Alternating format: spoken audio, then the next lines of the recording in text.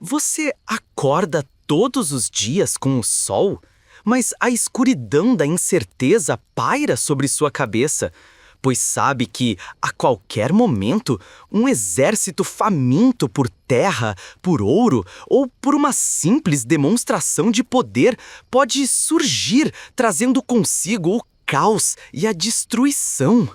Esta não é uma cena de um filme de fantasia. Era a realidade implacável da Idade Média, um período de 1000 anos na Europa, onde a guerra não era uma exceção, mas a regra, uma força motriz que esculpiu nações, forjou identidades e redefiniu o destino de milhões.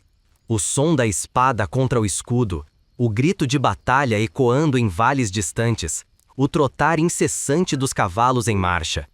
Tudo isso compunha a sinfonia dissonante de uma era onde a sobrevivência dependia da capacidade de lutar, de defender e, muitas vezes, de tomar. Mas o que exatamente impulsionava essa incessante dança de aço e sangue? O que fazia com que homens e mulheres se submetessem a tamanha violência, a tanto sofrimento? Para entender as batalhas e os saques medievais, precisamos ir além da imagem romântica dos cavaleiros de armadura reluzente ou dos castelos imponentes. Precisamos mergulhar na profunda camada de necessidades humanas, ambições políticas e realidades econômicas que estavam no cerne de cada conflito. Pense na terra, por exemplo. Na Idade Média, a terra não era apenas um pedaço de solo, era a própria base da riqueza, do poder e da subsistência. Era o alicerce de qualquer reino, o celeiro que alimentava seus súditos, o local onde se criava gado e se extraíam recursos.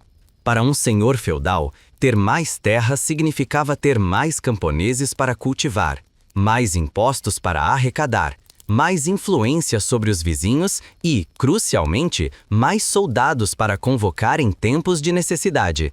A expansão territorial, portanto, não era uma vaidade, mas uma estratégia vital de sobrevivência e crescimento, uma aposta de alto risco com recompensas grandiosas. Assim como uma empresa moderna busca expandir sua participação no mercado, os reinos medievais buscavam expandir seus domínios, e a concorrência por esse recurso finito era a faísca que acendia muitos barris de pólvora, figurativamente falando, claro. As fronteiras eram fluidas, disputadas, e um simples ato de sucessão dinástica ou um casamento mal sucedido podia deflagrar décadas de conflito. Não era raro que, ao morrer um rei sem herdeiros claros, ou com herdeiros disputados, diversas facções se levantassem, cada uma reivindicando o direito ao trono, resultando em guerras civis devastadoras, que abriam as portas para invasões externas. A busca por poder, essa sede insaciável de controle e influência, era um motor igualmente potente. Reis e nobres não apenas queriam governar seu próprio território. Eles frequentemente almejavam estender sua autoridade sobre os reinos vizinhos, seja por meio de vassalagem, anexação direta ou pela imposição de seus próprios descendentes nos tronos de outros. Era um jogo de xadrez em escala continental, onde cada movimento militar era calculado não apenas para ganhar uma batalha, mas para posicionar-se melhor na grande tabela de poder da Europa. Mas a violência não se limitava às disputas internas ou entre reinos estabelecidos. Havia também as ondas de choque de povos de fora, as grandes migrações e invasões que mudaram para sempre o mapa e a cultura da Europa. E talvez nenhum grupo personifique melhor a brutalidade e a eficácia dessas incursões quanto os vikings. Esses navegadores e guerreiros escandinavos que emergiram das brumas do norte não buscavam apenas terras para cultivar ou tronos para reivindicar. Eles buscavam algo mais imediato, mais tangível e muitas vezes mais destrutivo: a riqueza. O ouro, a prata, os escravos, os bens valiosos, tudo aquilo que podia ser transportado em seus formidáveis dracares, navios dragões, e levado de volta para suas terras natais. Os mosteiros e as cidades costeiras da Europa eram como cofrinhos abertos para esses saqueadores, que chegavam sem aviso, atacavam com ferocidade e desapareciam tão rapidamente quanto haviam surgido. A imagem de mosteiros em chamas, monges massacrados e tesouros roubados, tornou-se um símbolo do terror viking, uma lembrança constante da vulnerabilidade de uma Europa fragmentada. No entanto, as motivações dos vikings eram mais complexas do que a simples pilhagem. A superpopulação em suas terras natais, a busca por novas oportunidades comerciais e até mesmo a necessidade de encontrar esposas para homens que não possuíam riqueza suficiente para tal, tudo isso contribuía para o fenômeno das expansões vikings. Eles não eram apenas bárbaros sem rumo. Eram exploradores, comerciantes e colonos que, além de saquear, estabeleceram rotas comerciais, fundaram cidades e deixaram um legado cultural profundo nas terras que invadiram. A violência, portanto, era uma ferramenta multifacetada na Idade Média. Era o meio para expandir um reino, para afirmar uma linhagem, para obter riquezas, para defender uma fé ou simplesmente para sobreviver. Mas a questão que nos assombra é: como era de fato estar no centro dessa tempestade? Como os homens e mulheres daquela época viviam, lutavam e morriam em um mundo onde a guerra era uma constante? Prepare-se, pois nas profundezas da história descobriremos que a linha entre a glória e a aniquilação era mais tênue do que se pode imaginar e que as sombras dos castelos resistiam, sim, mas escondiam histórias de sofrimento e coragem que moldaram o futuro do continente. Agora, vamos adentrar o campo de batalha medieval, onde a vida e a morte eram decididas por estratégias tão brutais quanto engenhosas. Esqueça a imagem simplificada de duas massas de homens correndo uns contra os outros. A guerra medieval era um complexo balé de força bruta, astúcia e, acima de tudo, resiliência. Um dos pilares dessa era de conflitos era, sem dúvida, o cerco a castelos. Imagine um castelo, essa estrutura colossal de pedra, erguido com a única finalidade de desafiar a morte. Como um casco de tartaruga gigantesco, ele prometia segurança aos seus ocupantes, abrigando nobres, soldados e, muitas vezes, camponeses em tempos de perigo. Mas o que tornava essas fortalezas tão formidáveis? Começava com a localização. Muitos eram construídos no alto de colinas, à beira de abismos ou cercados por rios, aproveitando as vantagens geográficas para dificultar o acesso do inimigo. Pense em um jogo de tabuleiro, onde a posição inicial já te dá uma vantagem estratégica esmagadora. As muralhas, então, eram a primeira linha de defesa. E que muralhas! Altas, espessas, feitas de pedra robusta. Elas eram desenhadas para resistir a golpes de arietes e a chuvas de projéteis. Não era uma única parede. Muitas vezes, os castelos tinham muralhas concêntricas, uma dentro da outra, criando múltiplas barreiras.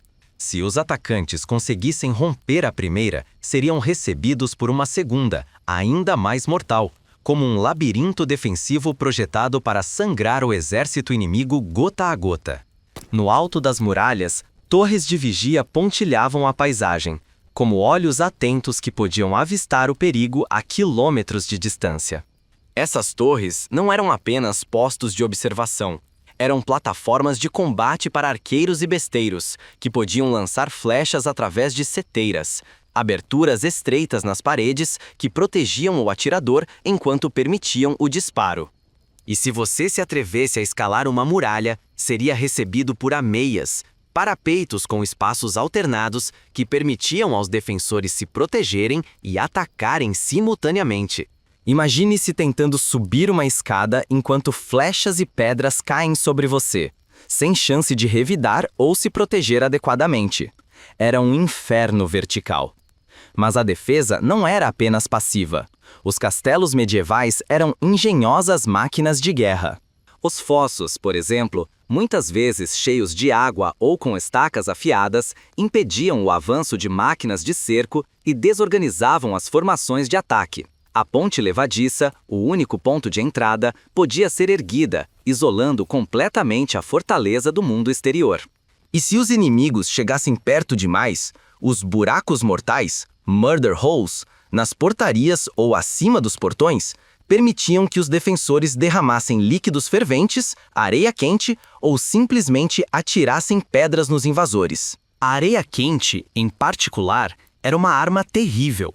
Penetrava nas cotas de malha dos atacantes, queimando a pele por baixo, um suplício agonizante no meio do combate. As escadas em espiral dentro das torres também eram projetadas com um propósito defensivo oculto. Elas geralmente giravam no sentido horário, dificultando o movimento de espadas para o braço direito dos invasores que subiam, enquanto privilegiavam os defensores que desciam, que tinham o lado direito livre para atacar com destreza. Era como lutar com uma mão amarrada nas costas. Diante de tamanha tenacidade defensiva, um cerco era uma prova de paciência e engenhosidade. Um exército atacante tinha duas opções principais: o bloqueio prolongado ou o assalto direto. O bloqueio era uma tática de espera, buscando render o inimigo pela fome ou sede. Era como um jogo de cabo de guerra, onde a força não era física, mas logística. O atacante precisava de vastos recursos para manter suas tropas acampadas por meses, enquanto o defensor contava com seus estoques e a esperança de reforços. Poços dentro do castelo eram cruciais para o abastecimento de água. Se fossem comprometidos, o castelo inteiro estaria em perigo. Mas, se a paciência se esgotasse ou se a oportunidade surgisse, o assalto direto era inevitável. E para isso, o arsenal medieval era impressionante. Máquinas de cerco como trabucos, catapultas, onagros e manganelas e balistas eram os canhões da época, capazes de arremessar pedras gigantescas, carcaças de animais doentes para espalhar doenças ou projéteis incendiários contra as muralhas. O trabuco, em particular, era uma maravilha da engenharia medieval, usando um contrapeso para lançar projéteis com força devastadora, um verdadeiro símbolo da capacidade destrutiva da época. Torres de cerco, gigantescas estruturas de madeira sobre rodas, eram empurradas até as muralhas para permitir que os soldados as invadissem de cima, como pontes móveis para o inferno. Arietes, como martelos colossais, batiam repetidamente nos portões, tentando forçar a entrada. E os mineiros podiam cavar túneis sobre as muralhas, com o objetivo de colapsar a fundação e abrir uma brecha.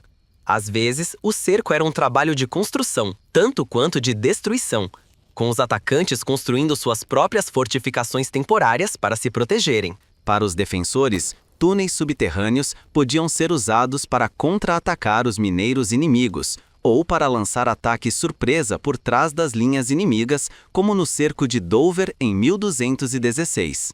Mas a guerra medieval não se limitava a cercos. As batalhas campais eram confrontos caóticos e brutais. A formação mais comum era a parede de escudos, onde os soldados se alinhavam, escudos unidos, formando uma barreira quase impenetrável, como uma muralha humana em movimento. Esta tática, popularizada pelos vikings, era uma resposta à vulnerabilidade da infantaria desprotegida. A disciplina era fundamental, pois uma única brecha poderia significar a aniquilação. E no centro desse turbilhão, a cavalaria pesada, os cavaleiros em suas armaduras reluzentes, agiam como tanques medievais, buscando romper as linhas inimigas com o impacto devastador de sua carga. No entanto, contrariando muitos mitos, os exércitos medievais não eram bandos desorganizados de camponeses. Embora houvesse recrutas de baixa qualidade, os cavaleiros e homens de armas eram altamente treinados e seguiam seus senhores em batalha. A liderança militar, inicialmente descentralizada em vários nobres, começou a se centralizar com o tempo, especialmente no final da Idade Média, com o surgimento de exércitos mais permanentes e profissionais. As armas eram diversas: espadas, lanças, a arma favorita dos cavaleiros, machados, maças, alabardas e, claro, os temíveis arcos longos e bestas, capazes de perfurar armaduras a longa distância. A estratégia da terra arrasada, chevauché, era outra tática brutal, onde as tropas montadas queimavam e saqueavam o território inimigo para desmoralizá-lo e negar-lhe suprimentos, uma forma devastadora de guerra econômica. Os bizantinos, mestres da estratégia, até usavam táticas de guerra biológica, como infectar pães ou fontes de água com doenças, ou simplesmente envenenar o solo com sal para inviabilizar a agricultura. A guerra medieval, portanto, era um caldeirão de crueldade e inovação, onde a busca pela vitória justificava os meios mais terríveis. Mas de toda essa violência e destruição, surge uma verdade fundamental. A própria capacidade de suportar e infligir tal sofrimento transformou profundamente a sociedade medieval, gerando lições sobre poder, resiliência e a natureza humana, que ecoam até os dias de hoje. Agora, é crucial compreendermos que por trás de cada choque de espada, de cada flecha lançada, de cada muro desmoronado, havia um cálculo frio e brutal. A guerra medieval era, em sua essência mais visceral, uma guerra por território e riqueza. Estes não eram meramente subprodutos das batalhas, mas sim as forças primárias que as impulsionavam, os motores silenciosos que moviam as engrenagens da máquina de guerra. Pense na terra como a moeda mais valiosa daquele tempo. Diferente de hoje, onde a riqueza pode ser intangível, na Idade Média, a terra era o capital primordial. Para um senhor feudal, o tamanho de seus domínios não era apenas uma questão de prestígio, mas de poder econômico direto. Mais terra significava mais camponeses trabalhando, mais colheitas para sustentar o próprio senhor, seus soldados e sua família, e mais excedente para comerciar ou para sustentar a construção de um castelo mais imponente. Era uma economia agrária onde o controle do solo era o controle do destino. As disputas territoriais eram, assim, a causa mais frequente e sangrenta de conflitos medievais, como se diferentes fazendeiros estivessem em uma luta de vida ou morte pelas melhores terras cultiváveis. Cada acre conquistado era um aumento direto no poder e na riqueza do vencedor, e uma diminuição equivalente para o perdedor. Isso explica a natureza quase constante das pequenas guerras e escaramuças entre feudos vizinhos, que se transformavam em grandes conflitos quando alianças se formavam ou quando reis mais ambiciosos decidiam consolidar seus reinos. Mas a riqueza não vinha apenas da produção agrícola. A pilhagem e o saque eram componentes integrais e, por vezes, altamente lucrativos da guerra medieval. Para os vikings, em particular, o saque era uma arte e uma necessidade. Eles não tinham vastos reinos agrários para expandir no início. Suas terras natais eram gélidas e menos férteis. O mar era sua estrada, e as riquezas das cidades e mosteiros europeus eram seu destino. Imagine o ouro reluzente, a prata trabalhada, as joias, as vestes finas. Todos esses tesouros acumulados em locais como o monastério de Lindisfarne, que, em 793, se tornou um dos primeiros e mais chocantes alvos dos vikings. A brutalidade desses ataques, a carnificina e a destruição eram muitas vezes diretamente proporcionais à quantidade de riqueza que podia ser extraída. Para um guerreiro viking, um ataque bem-sucedido significava não apenas glória, mas também a possibilidade de retornar com bens que ele jamais conseguiria adquirir em suas terras, elevando seu status e provendo para sua família, talvez até mesmo garantindo uma esposa em uma sociedade onde a escassez de mulheres era um problema para os menos abastados. O roubo de escravos era outra fonte de riqueza significativa, alimentando o comércio transcontinental e gerando lucros substanciais. A pilhagem não era um ato desorganizado de banditismo, mas uma parte calculada da estratégia militar, especialmente para exércitos mercenários, que dependiam do saque para complementar seu pagamento.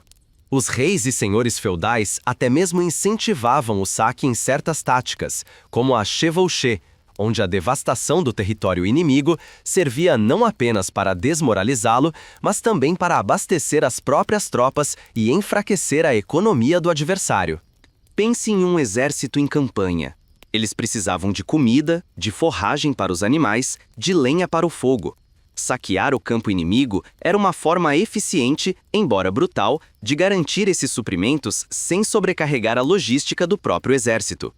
Danegeld, o ouro dinamarquês, é outro exemplo pungente dessa relação entre guerra e riqueza. Era um imposto pago por reinos como a Inglaterra aos vikings para evitar a destruição e o saque de suas terras.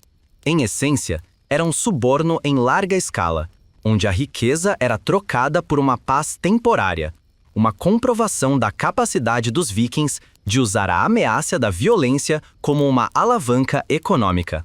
A ironia é que, muitas vezes, o sucesso do Danegeld apenas incentivava mais ataques no futuro, criando um ciclo vicioso de extorsão e violência. A guerra também servia como um instrumento para garantir e consolidar o poder dinástico. A luta pelo trono era uma constante. Quando um governante morria sem herdeiros claros, ou quando facções rivais disputavam a sucessão, a guerra era o árbitro final. Os castelos, nesse contexto, não eram apenas estruturas de defesa, mas símbolos materiais do poder e da autoridade do senhor feudal. Aquele que controlava um castelo, controlava a terra ao redor, os recursos e a lealdade dos camponeses. Era um centro de administração, de justiça e de coleta de impostos. Portanto, conquistar um castelo inimigo não era apenas uma vitória tática, era uma declaração política, uma derrubada simbólica da autoridade do adversário e a imposição da própria. Era uma forma de dizer: este território agora me pertence, e minha vontade é a lei. A construção e a manutenção desses castelos eram investimentos colossais, mas eram vistos como essenciais para projetar poder e garantir a segurança, especialmente após as ondas de invasões bárbaras e vikings que desestabilizaram a Europa. As grandes fortificações de pedra que vemos hoje são testemunhos dessa era, monumentos à necessidade de defesa e à ânsia por controle. Por fim, a religião também se entrelaçava com a busca por território e riqueza. As cruzadas, por exemplo, foram guerras santas onde a motivação religiosa de reconquistar a Terra Santa se misturava com interesses políticos e a promessa de saques e novas terras para os participantes. A Igreja, uma das maiores proprietárias de terras na Europa, tinha um papel significativo e podia tanto abençoar quanto condenar os conflitos, muitas vezes alinhando-se com os reis para expandir sua própria influência e garantir seus próprios bens. Em suma, a guerra medieval não era um mero exercício de violência cega. Era um fenômeno profundamente enraizado nas ambições humanas por segurança, poder e, fundamentalmente, por riqueza e território. Cada batalha, cada cerco, cada saque era um elo nessa cadeia causal, onde a espada era a ferramenta e o mapa da Europa o campo de jogo, moldando o continente de maneiras que ainda hoje podemos discernir nas fronteiras, nas culturas e nos nomes das cidades. A verdadeira revelação, então, é que o sangue derramado não foi em vão para aqueles que o derramaram em nome da terra e do ouro. Chegamos agora ao cume desta jornada, de onde podemos contemplar a vasta paisagem da Idade Média com uma nova clareza. Você viu como a terra e a riqueza eram as sementes que germinavam em campos de batalha, como os vikings eram catalisadores de uma era de transformação brutal. A emoção inicial de curiosidade sobre o funcionamento da guerra medieval se, espero, em uma profunda compreensão da complexidade e da interconexão entre poder, sobrevivência e a incessante busca humana por domínio. A guerra, nesse período, não era um ato isolado de violência, mas uma força estruturante, uma espécie de sistema operacional para a sociedade. Ela determinava quem governava, quem prosperava e quem sucumbia. Os castelos, essas imponentes fortalezas de pedra, eram a manifestação física da necessidade de segurança e do desejo de controle. Eles não eram apenas pontos de defesa, mas centros de poder político e econômico, onde os senhores feudais governavam seus territórios e protegiam seus vassalos. Suas inovações arquitetônicas e defensivas, como as muralhas concêntricas, os fossos astutos e os buracos mortais, demonstram uma engenhosidade impressionante em face da constante ameaça de invasão. Eles eram o coração pulsante de um feudo, e sua queda significava o colapso de toda uma estrutura de poder. A tecnologia militar da época, Desde as balistas precisas até os colossais trabucos, não era apenas sobre destruir, era sobre impor a vontade, quebrar a moral inimiga e, finalmente, reivindicar o que era cobiçado. A pólvora, que começaria a despontar no final da Idade Média, seria o toque de falecimento para a Era dos Castelos como fortalezas inexpugnáveis, mas seu legado perdurou por séculos na imaginação e na história. Os vikings, por sua vez, eram muito mais do que simples saqueadores. Eles eram os agentes de uma globalização primitiva, conectando mundos distantes através do terror e do comércio. Suas incursões, motivadas por uma complexa mistura de superpopulação, busca por riqueza, território e até mesmo a procura por parceiras, desestabilizaram impérios e forçaram a Europa a se adaptar e a fortalecer suas defesas. A capacidade de seus dracares de navegar por rios e mares e suas táticas de ataque rápido e brutal permitiram-lhes deixar uma marca indelével desde a Grã-Bretanha até a Rússia.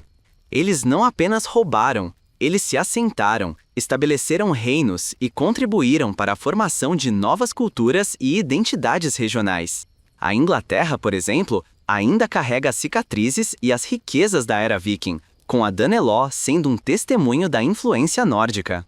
A busca por território e riqueza não era, portanto, uma motivação simplista. Era a manifestação de uma luta fundamental pela sobrevivência e ascensão em um mundo de recursos limitados e competição feroz. A terra era poder, a riqueza era segurança. E a guerra era o método mais direto, embora mais custoso, para adquirir ambos. As consequências dessa era de conflitos foram vastas e multifacetadas. Politicamente, as guerras medievais levaram à fragmentação de grandes impérios, ao surgimento e consolidação de novos reinos e à formação de identidades nacionais. Socialmente, elas moldaram hierarquias, com a nobreza militarizada ascendendo a posições de destaque. Economicamente, elas drenaram recursos, mas também abriram novas rotas comerciais e redistribuíram riquezas. Mas o que nos diz tudo isso sobre nós, hoje? A Idade Média, com toda a sua aparente distância, nos oferece um espelho fascinante para a natureza humana. A resiliência dos povos diante de um perigo constante, a engenhosidade na defesa e no ataque, e a complexa tapeçaria de motivações que levam à guerra, tudo isso ressoa. Compreendemos que o trauma de batalha não é uma invenção moderna. Era uma realidade vivida por esses guerreiros medievais, que lidavam com ela através de rituais religiosos e a busca por absolvição. A brutalidade da guerra medieval nos lembra do custo humano do conflito e da perene busca pela paz, mesmo que efêmera. Olhando para trás, a Idade Média não foi uma idade das trevas de barbárie irracional, mas um período de intensa criatividade, adaptação e evolução, forçado pela pressão constante da guerra. O sangue e o ouro que irrigaram seus campos de batalha e suas fortalezas não foram apenas o fim de inúmeras vidas, foram também os catalisadores para o nascimento de uma nova Europa. Ao recontextualizar o início de nossa conversa, aquela sensação de viver sob a sombra da incerteza, podemos ver que, embora as formas de conflito tenham mudado drasticamente, a busca por segurança, recursos e poder permanece uma constante na história humana. A verdadeira transformação, então, é perceber que o passado não é uma relíquia empoeirada, mas um eco vibrante que nos ensina sobre a força indomável do espírito humano diante da adversidade e as intrincadas danças que os poderes jogam para moldar o mundo que habitamos hoje.